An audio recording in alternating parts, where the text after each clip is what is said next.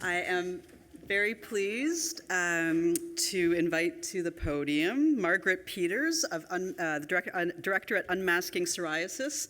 She is going to present to you on Saskatchewan. And again, she's worked with a group. So many thanks to that group. Unfortunately, we should be also introducing Dr. Chris Somerville, CEO of Schizophrenia Society of Canada, to be presenting on Manitoba. Unfortunately, he had last-minute emergency and was not able to join us, and we also don't unfortunately have any slides on that one. So I think Manitoba may be the only province that unfortunately we're not going to be able to hear from today. Thank you, Margaret.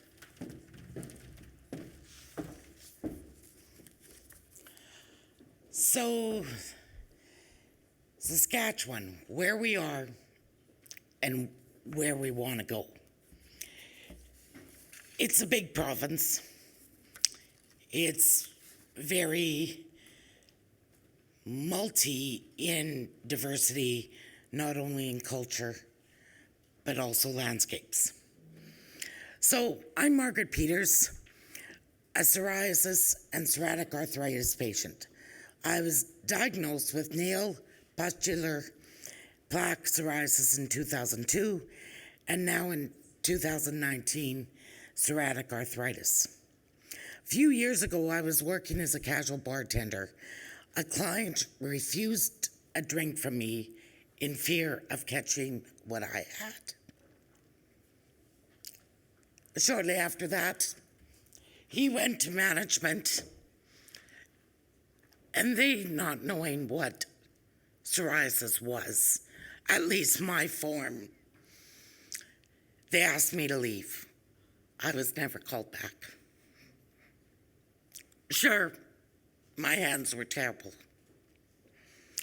That's when I decided I needed to educate. And so, with cooperation of my dermatologist clinic, we formed Unmasking Psoriasis, designed to educate and create awareness. It's not the company that I was working for duty to educate their clientele. It is mine. So I think people often believe that psoriasis is a skin disease, but our skin is the largest organ of our body. And if our skin is not well, then other organs are also struggling. And so I believe due to that, I'm very fortunate to represent Saskatchewan. Now, the photos in my slides are from my home countryside. In the southern part of Saskatchewan, there's a lot of varied geography in the province, which we can hope you will have an opportunity to enjoy one day. However, the best part of Saskatchewan is where you can watch your dog run away for 3 days. And recently, Saskatchewan amalgamated their health regions back to one. Although, Sharon, I believe the Athabasca region, which is the northern region, is still their own, correct? So our team, which we had one from the north, one from the south, and me in the middle, put together a package that I think is interesting. Oh, they're the wrong slides. Okay. I don't know what happened. So,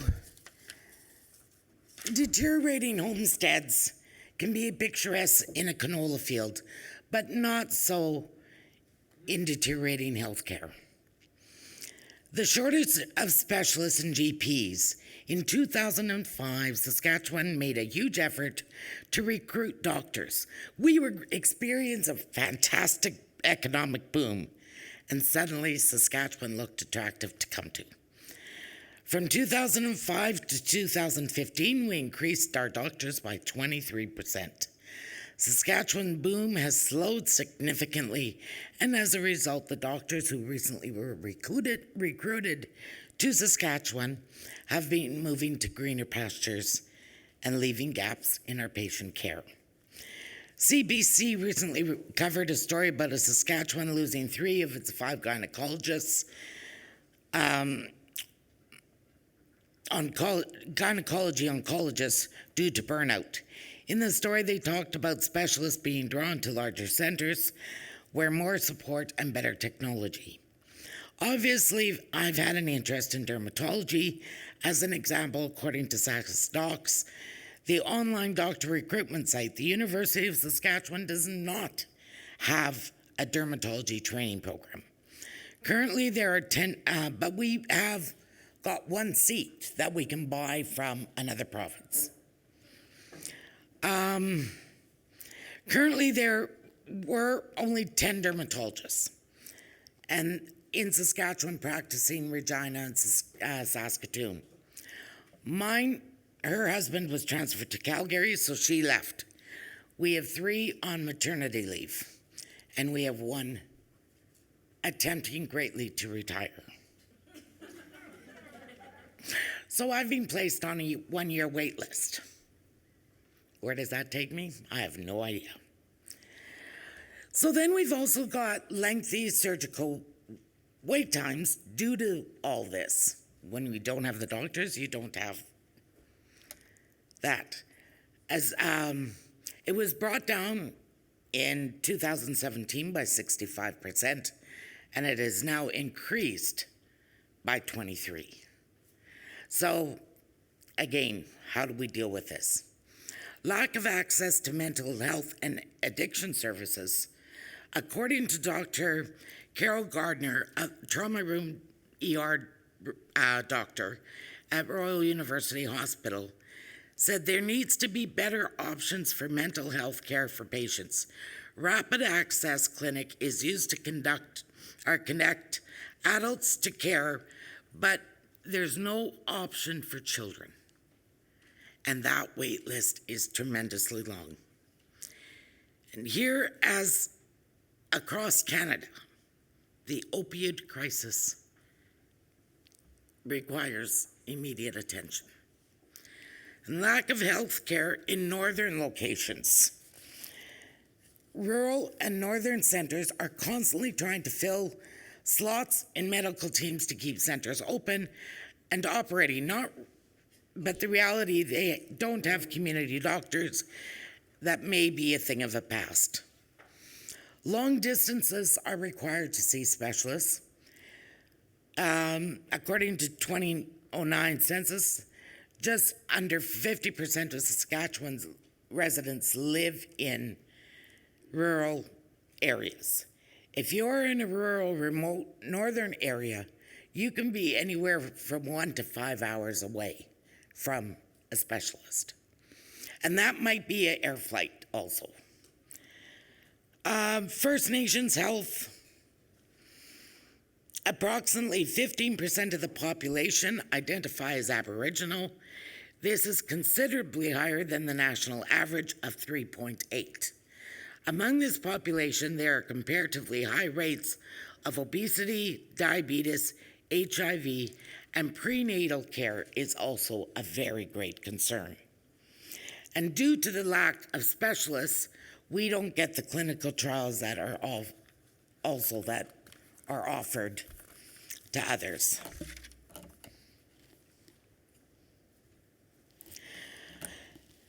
Barriers. Yes, one of Saskatchewan's barriers is a merciless winter. Doctors prefer to be in the bigger centers. The doctors and support staff are often overwhelmed by the working hours in smaller centers. It was discussed about a rural community doctor shortage in Saskatchewan. So a doctor from Lloydminster said, well, that can't be that bad. I'll agree to take a shift in Meadow Lake. So off he went to Meadow Lake. 72 hours later, he walked out not having a break. Technology is also often not as current as in major centers, so we don't have the ones in the rural and the smaller. And even Saskatoon and Regina don't have it like Edmonton, Calgary, or Toronto.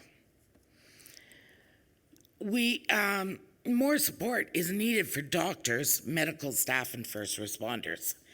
This was really found after the Bronco bus crash.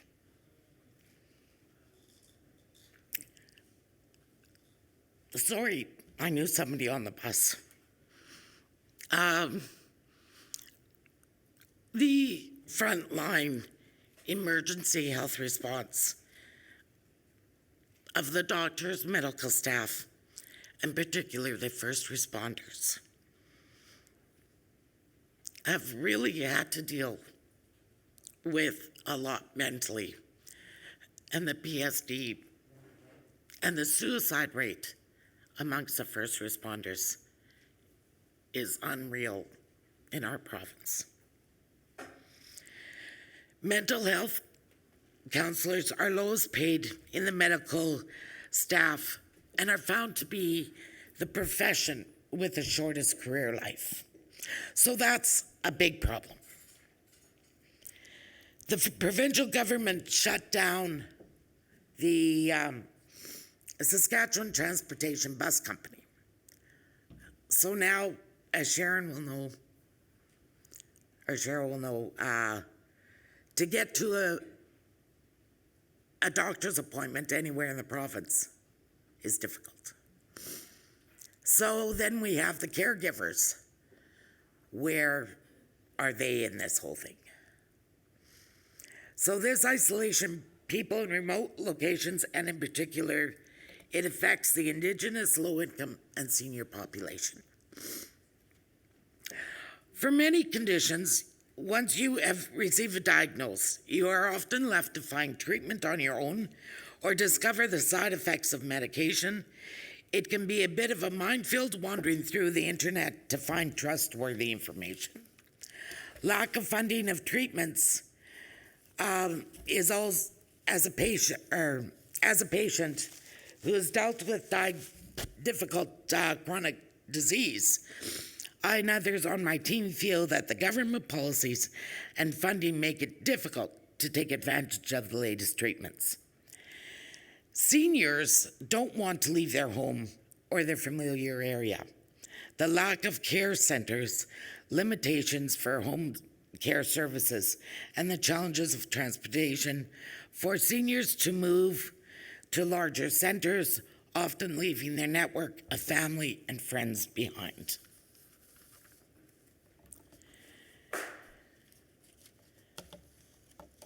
Then we've got some of what our solutions were. Given the challenges of our province's low population density, issues with staffing rural health centers, and large numbers of remote communities in the province, most of the solutions relate to innovation in access to healthcare. Telehealth would be really great, but we need in Saskatchewan to get better internet. So it's great in the major centers, but once you're out of there, we don't have the proper internet to get that telehealth. Offering patients expanded ability to teleconference from local health centers with knowledgeable specialists in larger centers would ease a lot of the stress, avoid costly travel, hotel bills, and allow patients to lead a more normal and minimally uninterrupted lives while dealing with health issues.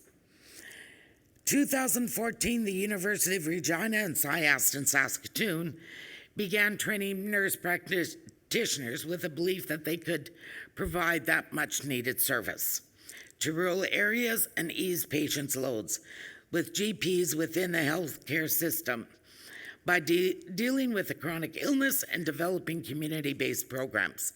Now, in 2019, we feel that there is a continued need for more nurse practitioners to expand this potential. In Manitoba, transportation trucks have been built out as mobile health clinics to address many of the remote areas. They are staffed with nurse practitioners and registered nurses and have been set up to provide a full range of care services, such as physical exams, diagnostic tests, immunization, referrals, and infant care. I think this logistic could really do well in Saskatchewan and worth reviewing for our province. Bringing down ambulance fees, Saskatchewan has among the highest fee for ambulance care in Canada. Manitoba is supposedly higher at $500 a trip, but they work on a flat rate where Saskatchewan starts at $2.45 to $3.25, but adds kilometers at $2.35 a kilometer. Air ambulance costs at $4.65 and Stars Ambulance per ride, but you have to pay the ground transfer fees. So again, your bills are way over. They can be unbearable financial burden for many of the patients. With some restrictions. Ontario ambulance rates, for instance, if you have a valid health card, is $45. So we have to look at something in Saskatchewan that's comparable. Clinical trials available in Saskatchewan, being able to participate in new and potential life-changing paths to wellness would give a big boost to those grasping at straws. More online services to help educate the patients and family, a national program to build online educational health resources, specifically diseases, conditions, injuries, treatments, and medication would help patients and family better navigate their health needs after leaving the doctor's office, and at the same time relieve some of the pressure on the doctors. Provincial and regional patients should be able to access required forms and learn about the pathway through those agencies available to provide services. More government funding for current drugs. We understand that the drugs and the treatment research are costly, and the process leading to approving a drug or treatment can be complicated. However, from a patient's perspective, policies appear to lack clarity and compassion.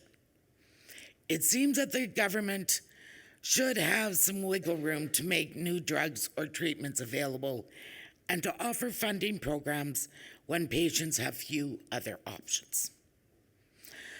I would like to thank the organizers, funders, and stakeholders that gave us this opportunity to provide our views and appreciate their championing of our cause. Also, I'd like to thank my team of Rick Pryor, Dana Grumland, and Darcy Bear, who's our Indigenous. I caught him in the Co-op grocery store because I couldn't contact him any other way. And I said, Darcy, I need your help. Sit down. And so he was a great part of getting this together. I'd also like to thank the team for providing their input and helping to shape these thoughts. Now I look forward to hearing what the other teams have going.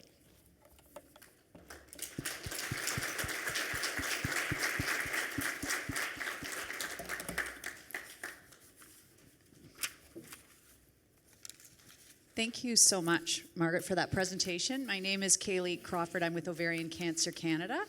And I just wanted to thank you for this presentation because it really did open my mind, and I really just wanted to catch you to say I'd love to talk to you afterwards as well. With my colleague who's in Saskatchewan, we worked a lot on the gyne-oncologist shortage in Saskatchewan. It was absolutely terrifying, life and death terrifying for the women in that province with that disease. But what I really appreciated was you also showed me how even in a different kind of health situation, cancer versus psoriasis, just some of those common gaps and challenges for that province. It was actually really illuminating, and I just felt I could all see just a bunch of connections for my colleague in Saskatchewan to work with others on things that really practical things that would help all patients. But so I just wanted to have a chance. I would love to see your notes. I would love to connect afterwards, because I think it's just a great opportunity to hear how we came in on such a specific issue, but really it is, as someone said yesterday, the root causes of some of these issues is massive, but I think there's a lot of potential to work together. Well, so, and I actually needed the services of a gynecologist, oncology. Yeah. And took me 2 years to get in. No, it was awful. Just Yeah, and so- it will be fascinating to see, because the gyne-oncs who have now come to Saskatchewan from Ontario really keep an eye on how they're doing and what are the barriers they're seeing, what differences between where they were before and now, and what And we we can just do to opened support. a brand new children's hospital 2 weeks ago as a grand opening. But now, are we going to be able to keep it staffed? That is our big thing. It was designed and built during the boom. And I'm sorry, we need our pipeline. And we need our canola sold. And, at that rate, I know it doesn't seem like it's a part of it, but it is. And you also have the mental health. And farmers are committing suicide way more than they should be. One death from suicide of a farmer is too much. And like I said, we really found that the mental health issue after the Humboldt bus crash.